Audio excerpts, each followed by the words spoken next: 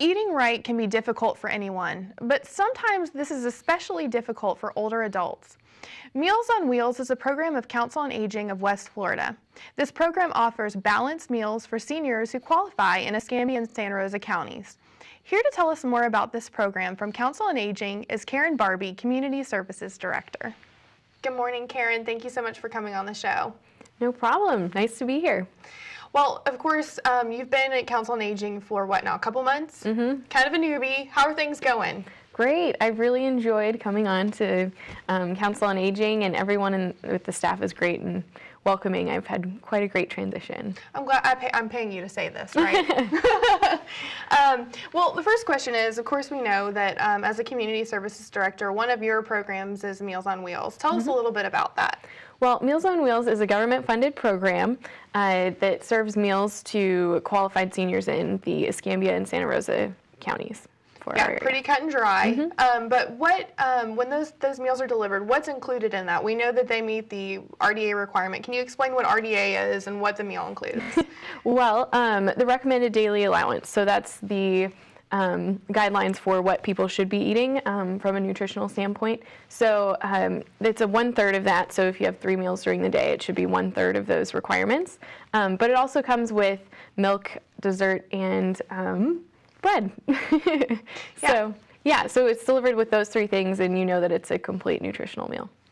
So we know at some point that we did deliver meals 5 days a week, and now we've kind of come back down to, I guess, what is it, 3 days now that we deliver meals? Yes. Mm-hmm. So we're delivering these meals 3 days a week. Tell us a little bit about that process and the volunteers that we have and the staff and how that process works. Well, it used to be 5 days a week because we delivered hot meals. However, now we deliver frozen meals. So they come in packs of 5 or 7, depending on, whether the person would like that many. And then we also offer breakfast versus lunch as well now. So That's great.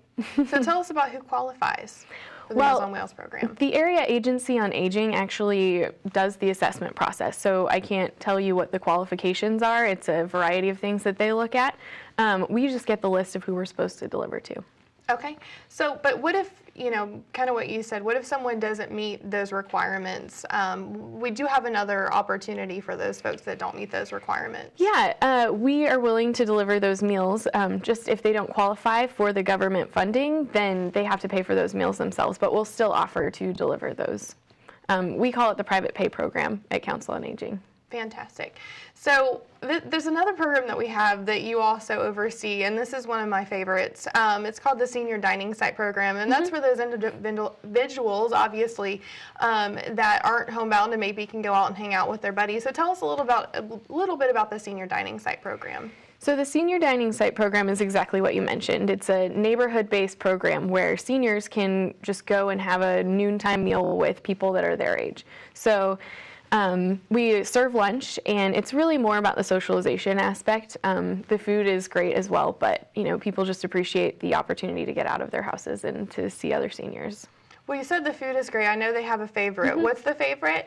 Oh my goodness. Well, there's this one meal called Chicken Supreme, which, since I'm not exactly Southern, everybody laughs at me because it's like a dressing-based chicken dish.